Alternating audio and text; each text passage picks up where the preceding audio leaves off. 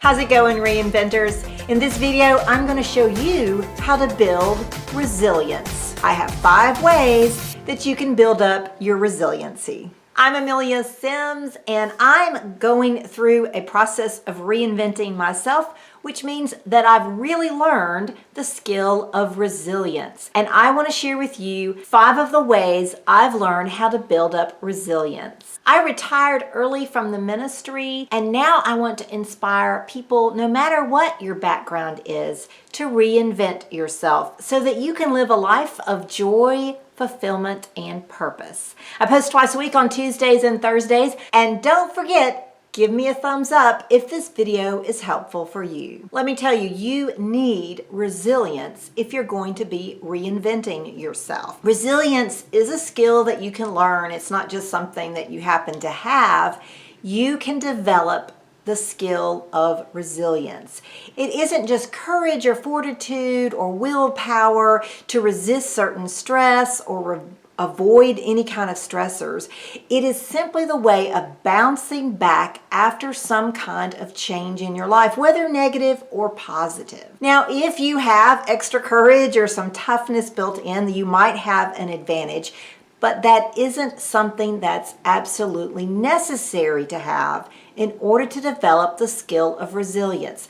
You can check out my video up here that I did just a few days ago that talks a little bit more about why resilience is important for reinventing. Now, according to the Harvard Child Development Center, there are several reasons why children are resilient or can develop the skill of being resilient. And I have an article in the link below that tells you more, or you can check out this video up here that tells you a little bit more about the Harvard Child Development Center definition of resiliency. The common factors in children who are resilient are they have good supportive relationships. They have a sense of self-control and therefore self-sufficiency. These children have opportunities to become resilient and to strengthen their skills of resiliency. These children are also able to regulate themselves as well as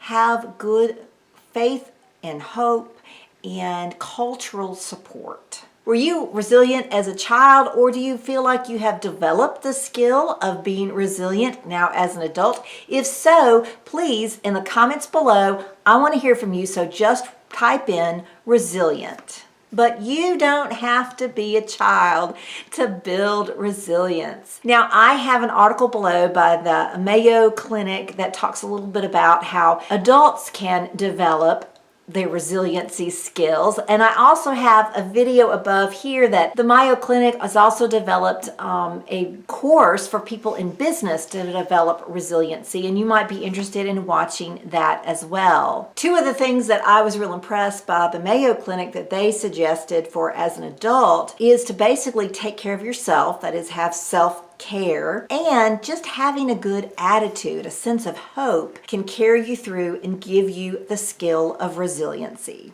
From my point of view, as somebody going through a process of reinventing myself, from my point of view in terms of my experience as simply an adult who's over 50, and as a pastor and a people watcher, I guess you could say, a people inspirer, I've been just observing how people have overcome or been good examples of those who can basically bounce back after some major change in their life. I have really realized that there are 5 main ways to build the skill of resiliency. The first way is to find meaning.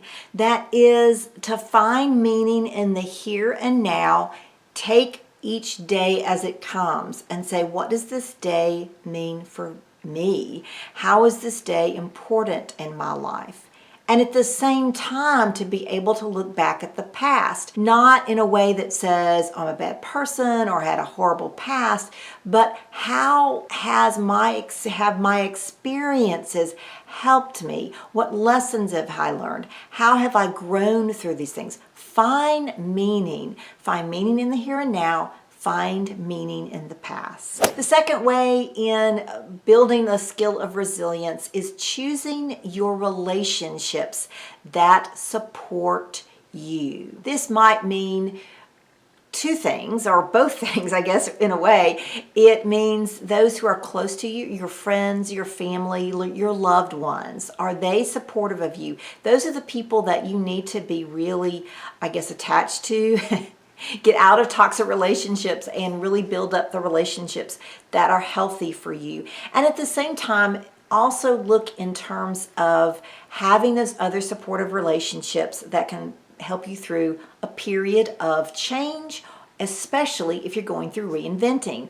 For me, it's having a coach. I've also recommended having a counselor if you're going through reinventing. That way you have that supportive relationship that you need. The third way I have found to build the skill of resilience is to learn to deal with stress in healthy ways.